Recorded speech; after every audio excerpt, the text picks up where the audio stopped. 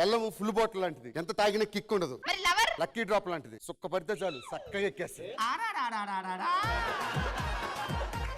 వీడికి ఇంట్లో ఒక్కడు ఉంటే బోర్ కొడుతుందంట. తమ్ముడు కావాలా చెల్లి కావాలా? చెల్లి కావాలమ్మా. ఇప్పుడు వాడికి బోర్ కొడుతుంది కాబట్టి చెల్లి కావాలి. మీరు బయటకు పోయినప్పుడు నాకు బోర్ కొడుతుంది అంటే నాకు వేరే మొగుడు కావాలా మరి? వేరే మొగుడు కావాలా మరి? ప్రాబ్లం ఏంటి? ఈ పొగడ కదా మాట్లాడాలి. ఆడదాను అని ఊరుకుంటున్నాడు. నువ్వు ఊరుకుంటున్నావు లేదంటే బిడ్డ నిన్ను కోసుకొని కొడుతున్నది స్కిట్లో. కుక్కని కూడా కొడుతున్నా నిన్ను.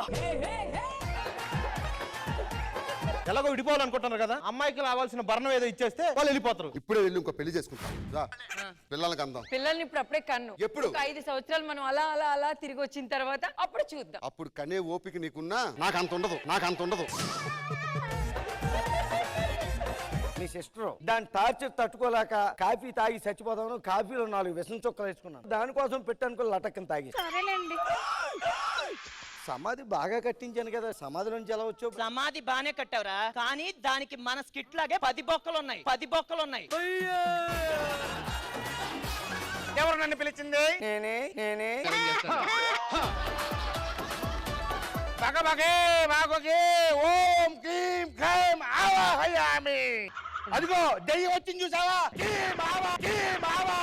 అది దెయ్యం కాదురా బాబు, అదే నా పెళ్ళం. బెల్లం అంటే దెయ్యంరా బగబగే. అంతా ఒక పిచ్చిగా నడుస్తుంది గురుగారు, ఏమైందంటారు? ఈ గ్రహాలన్నీ వేరే రూట్ తీసుకున్నాయి. హైవే మించలు రమ్మని చెప్పండి. ముందు ఈ గ్రహాన్ని కొంచెం పక్కన పెట్టాలి. ఏంటది? బంగారు పొంగ. అక్కడ జరిగింది ఇదంతా. అది దే. ఇప్పుడంతా మంచి జరుగుద్ది. నీకు అర్థమైతుందా? బంగారం ఆయన నెత్తి మీద పెట్టుకొని ఉట్టి దిష్ని నెత్తి మీద పెట్టిండ్రా బొకడా.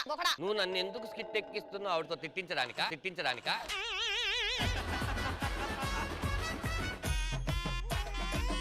ప్రతిరోజు మీ ఇంటికి వస్తాం, కాపురం సరిగ్గా చేయలేదనుకో చేస్తాంలేనా నువ్వు పో వెనక్కి.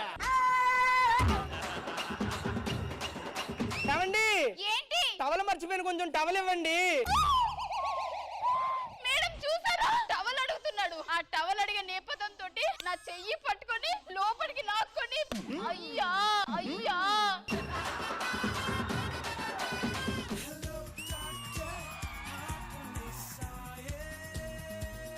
నేను ఒక డాక్టర్ని, ఏం చదవకుండా డాక్టర్ అయ్యాను. అదేంటి ఏం చదవకుండా డాక్టర్ ఎందుకు అయ్యావు అని మీరు అడగొచ్చు. యాంకరింగ్ చేసే వాళ్ళే హీరోయిన్లు అవుతున్నారు. లా చదవకుండా కొంతమంది జడ్జిలు కూడా అవుతున్నారు. అవును, నువ్వు మేకప్ వేసుకుంటావా? కొంచెం అందంగా కనిపించాలి కదా. అందంగా కనిపించడానికి మేకప్ వేసుకోవచ్చు, కానీ అందంగా ఉన్న వాళ్ళు మేకప్ వేసుకోకూడదు.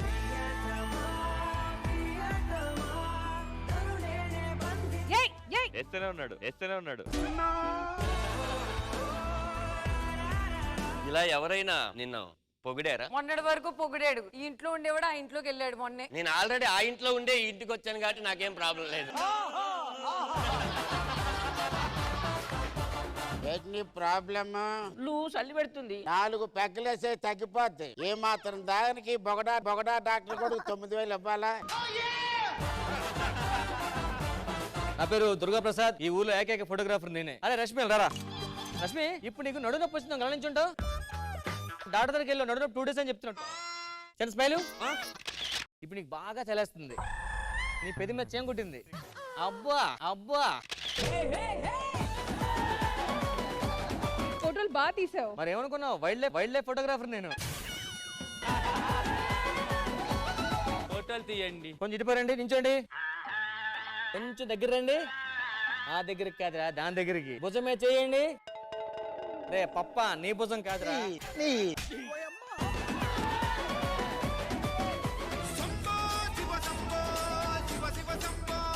అది ఎందుకు నచ్చింది చెప్పు. నా కోసం వాళ్ళ అమ్మని, వాళ్ళ నాన్నని, వాళ్ళ అన్నయ్యని, అంత ఎందుకండి వాళ్ళ ఆయన్ని, వాళ్ళ ఇంటి పక్కన వాళ్ళ అవన్నీ కూడా వదిలేసి వచ్చింది. ఇట్ట తయారయ్యేనే మీరంతా. అలలే లేని సముద్రానికి అందం లేదు, రంగు లేని పువ్వుకి ఆకర్షణ లేదు, ఆటో రామప్రసాద్ చేసిన స్కిట్ కి పన్ను అనేది లేదా